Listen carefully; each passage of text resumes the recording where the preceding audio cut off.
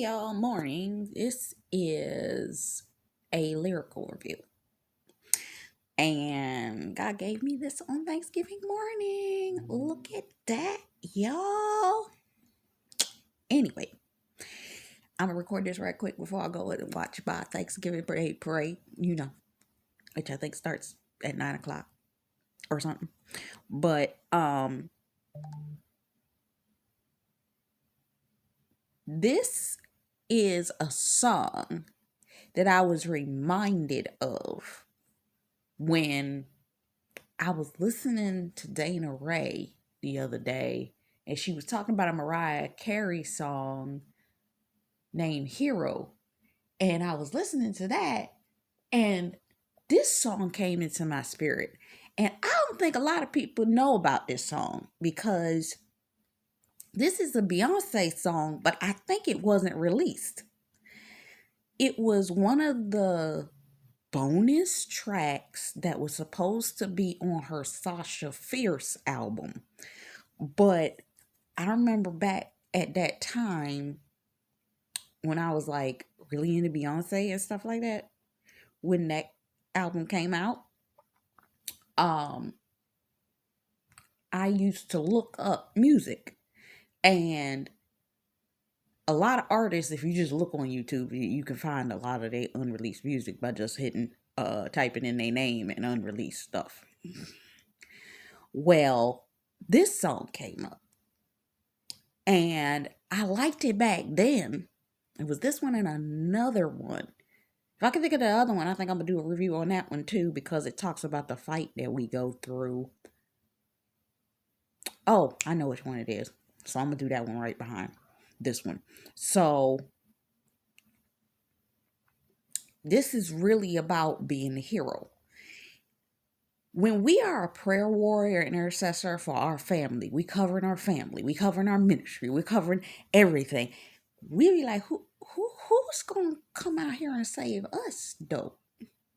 God, we love all the time that we spend with you, and we know that you are number one savior. But we also have that element. Who can help us carry this weight that you've given us to carry as the intercessor and help carry us? Who has the fortitude to help carry us? I remember years ago I was in church, and I was expressing a struggle I was going through at the time with some people that were in the church Bible study, and one of the women came up to me and said, "You are so strong." And sometimes raise your hand if you get to a point where you be like, but I don't really want to be this strong person. I'm always looked upon as the strong person. I'm always looked upon as the person that's taking care of the household. I'm always looked upon as the person, you don't need anything. And it's like, there's a meme called could somebody go check on your strong friends? Because the strong ones, we can't ever show that we have any weakness, and we can't ever. I want to cry too. I want to be sad too. But we got to be strong all the time. We don't want to be out here showing our emotions and having a little sniffle moment. Because we got to be strong all the time. Because you so strong. We ain't strong because we want to be. We strong because our lives, our situations, our circumstances have put us in a state where we didn't have no choice but to be strong. Because we can't sit there in the corner and cry it out all the time. We have to get up, get ourselves together, and do. Because if we don't do what we're desiring to see happen, ain't gonna happen. So we got to be that strong person. We got to pray for everybody else. Because ain't nobody else doing that. And then we turn around and be like, wait, I pray for y'all. But when I turn around and ask for y'all to pray for me, you can't do that because, for one, you ain't going to pray like I pray over me. Some of y'all wouldn't pray And I'm not talking to you specifically. I'm talking about the people that have asked me to pray for them in seasons past, and I knew they couldn't pray for me like I pray for me. I knew they couldn't pray for me like I pray for them. So it's a weight that you carry when you're the one that stands in the gap and intercedes for everybody else. So when it comes down to it, you're like, who's gonna save me? And some of us, if we recognize it, when it comes down to these kingdom marriages, it's like, oh, so God, you will put us with somebody that can carry that weight. And then in the same token, we've been getting back the flack for the fact of the matter that, oh, you're gonna have to carry them first for a minute. And it's like, I still got Carey. Still. When do I get the rest? I gotta pull out weapons to take care of them demons over there. That's why I like Buffy so much, because it's like something happened, foolishness pop off. She's the first person to run upstairs into her bedroom, open her supposed to be chest of clothes, opens it up, got a whole bunch of demon killing weapons in there. It's like, oh, time to fight. So it's like, we'd be like, who can we rest our heads on after that? And that's what this song is about. So let's start. I lay alone awake at night. A lot of us have felt that way. Now, we spend this time with the Lord, but how many of you can honestly admit that you've woken up in the middle of the night and you just laid there awake? Sorrow fills my eyes. Some of you have felt that too. Some of y'all are criers. I'm not a crier, but I've felt sorrow in the middle of the night, just feeling like, when is this going to break? But I'm too strong enough to cry despite of my disguise. Meaning, as much as we go out there, we do our day-to-day stuff, we stand, we fight. Some of the people that we live around, we live with, we associate ourselves with, we can't show our weakness to them, because if we did, in some cases, they the ones that Satan is going to use against us. That is second we let them know. I've seen it happen. Any weakness amongst us, Satan going to use that through them against us. So it's that element. So I might as well just keep on a facade and a disguise to keep me in the midst of this. I'm left with no shoulder, but everybody wants to lean on me, pray for me, carry me, cover me. Y'all need prayer, and I'll go into my prayer closet and war like the day after tomorrow. But I'm tired afterwards, and I have nobody to lean on except for the Lord.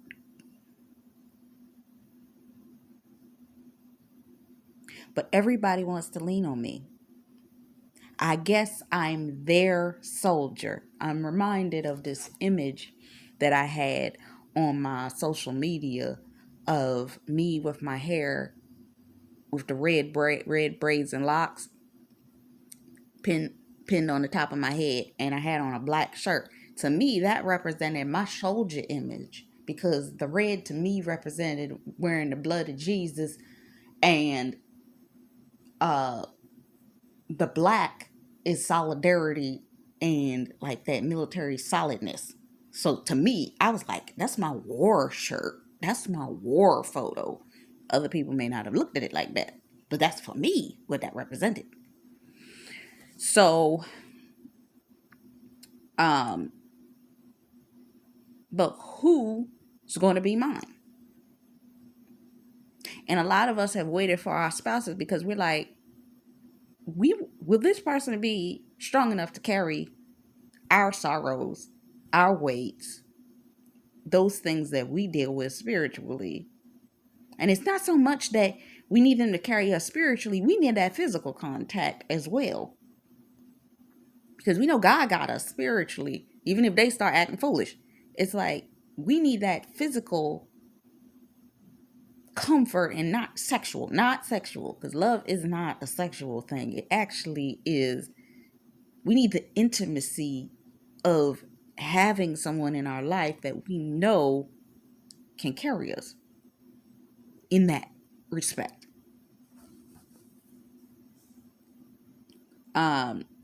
Who's there to save the hero? We know God's there.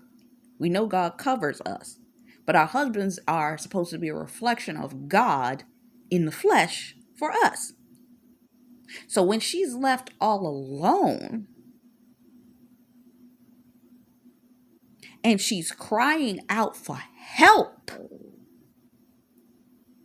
who's there to save the hero? Who's there to cover us? Who do we have that we can lean on to cover us? Because blessed be to Jesus if you're one of those people that have a group of friends that you can call on when you're going through something. I have not had that. I call on God, and that's pretty much it. Because not a lot of people have I been able to trust, and some of the ones that I have trusted, either they carry me momentarily or they just simply, it went over their head. And then the other ones, I let my wall down and they use it against me. So who's there to save the hero? Who's there to save the girl after she saves the world? After we done warred, we done pressed, we done fought, we done conquered all of the battles for everybody else.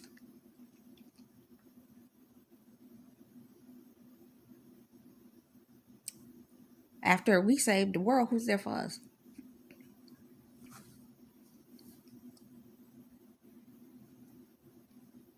I bottle all my hurt inside.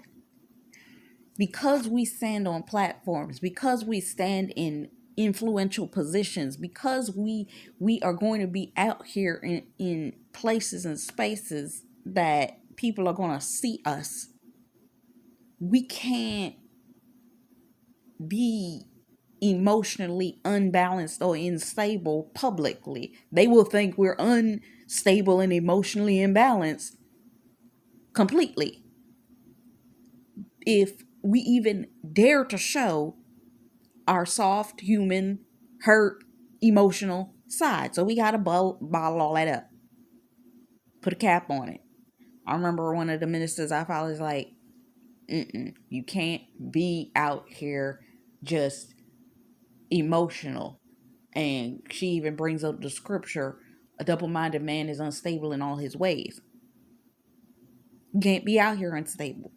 And it's not that we're unstable. It's just that when we show that side of ourselves, it comes off as unstable. So we have to bottle it up.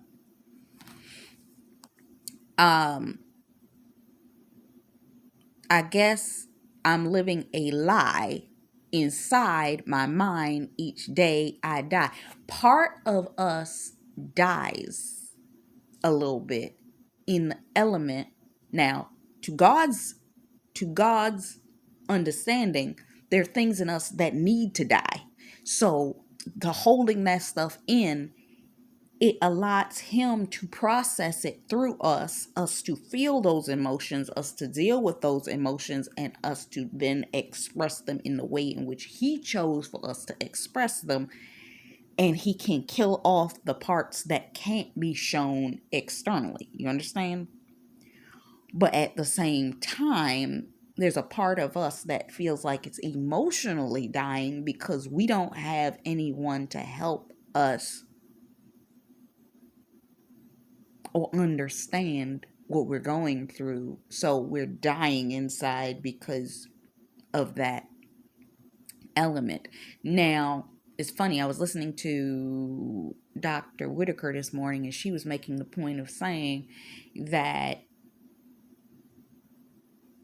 she don't believe in counseling due to the fact that if you're doing your spiritual job right, meaning if you are getting clarity, you are doing the spiritual work and allowing God to break that stuff off of you, you shouldn't need counseling, because a lot of that stuff is spiritual and you just got to release it and let it go. But at the same time, not a lot of people feel that way. And it can be offensive to some folks. That you have to understand where the source of that is coming from and nip it in the bud immediately. But when you're the only one, and when you don't have anyone that you can help you deal with that or understands what you're dealing with, it can press on you. You understand?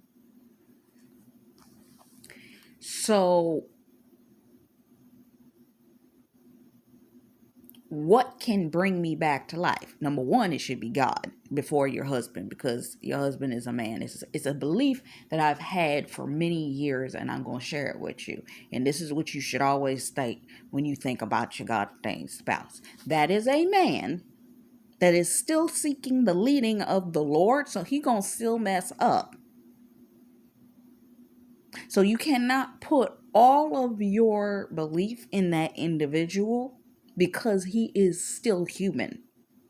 And I believe a lot of your husbands have been fearful of approaching you because they think that you're going to put all of that weight on them. But they don't understand that if you're smart and you have full connection with God, that the majority of the weight needs to go on God first. Okay? But God will use him as a vessel to speak into your life, but you can't give him all your weight. Okay? Because, for one, he doesn't understand it the way that you do.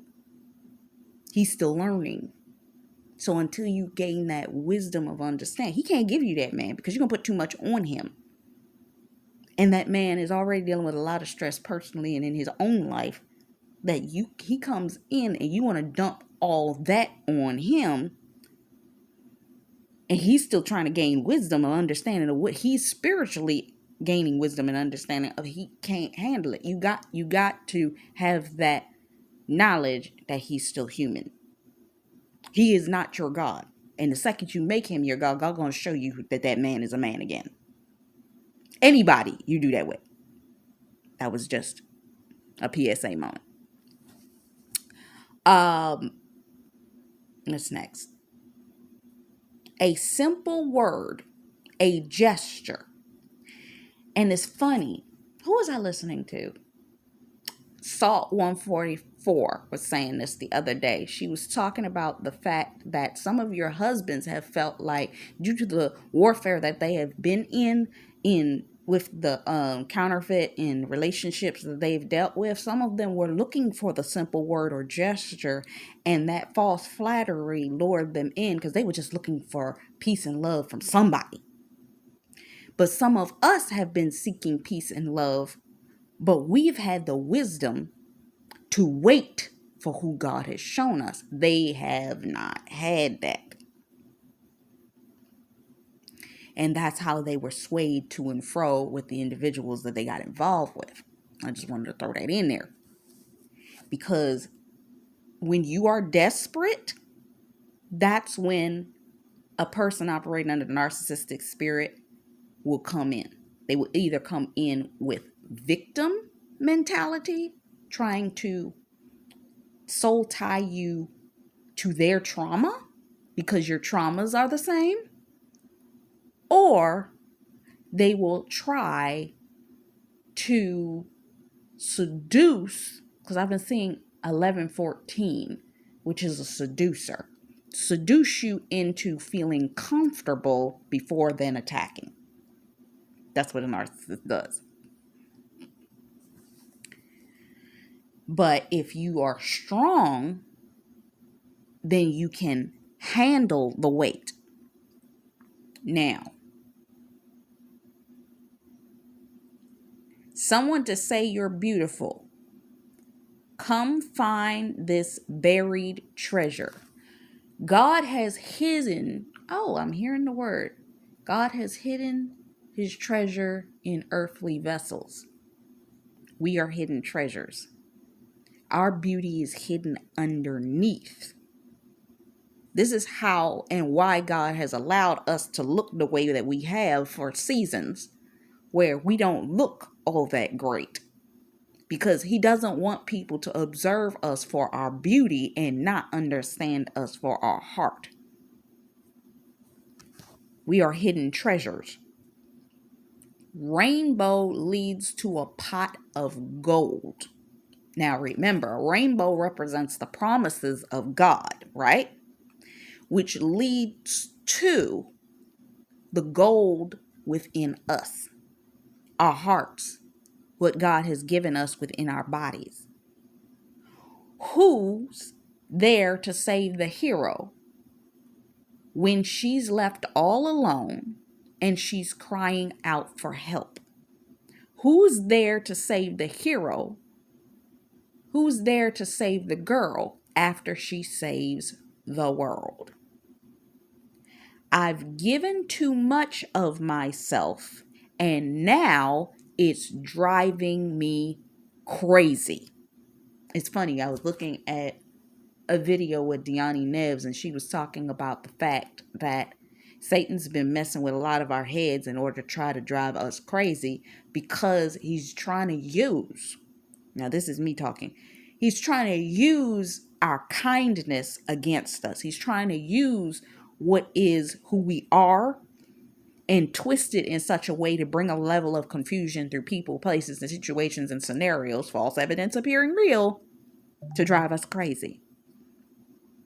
Because we are either in a season of isolation where God has not allowed us to be around other people, or the people that we have been around, if we let them know too much, they will project rejection and confusion to us to make the confusion feel like it's our own thoughts.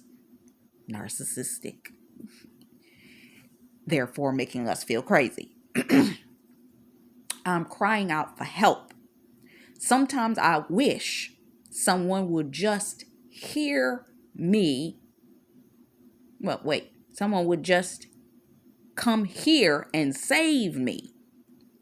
Save me from myself.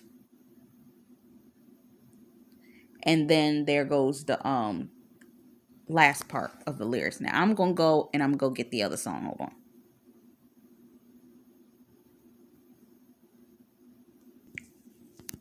And this is Beyonce's Scared of Lonely. I'm in this fight and I'm swinging my arms. I'm swinging. My arms are getting tired. Have we not all been complaining about how tired we have been? I'm trying to beat this emptiness, but I'm running out of time. A lot of us feel like we're running out of time because these delays, time has passed, things have gone by, and we're like, why is it taking so long? What is this? I'm sinking in the sand and I can barely stand. I'm being reminded of Matthew 7 that talks about the things that we put our hands to that will become as unto sinking sand if it's not built on a rock. But we also are standing in the position where we have to be the stander and keep standing on that rock. I believe that's Exodus 13:14 or 14:13. Stand and you shall see the salvation of the Lord.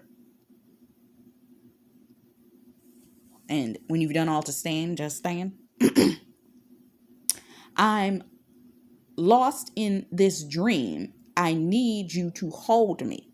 For us, that is the Lord. I'm scared of lonely.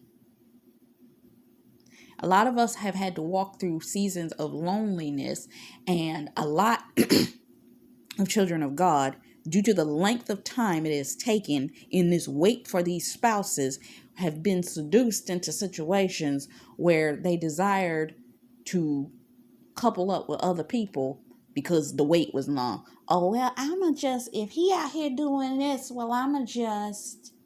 But both of Christ did a word where she literally talked about do not get seduced in that way. I forget what the name of the word was. I'll find it, see if I can link it. Because those are the things that are going to trap you in this season. And she even gave scripture for that.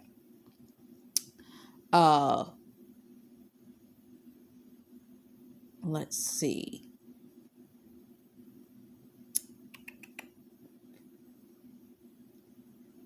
I'm trying to be patient, but I'm hurting deep inside.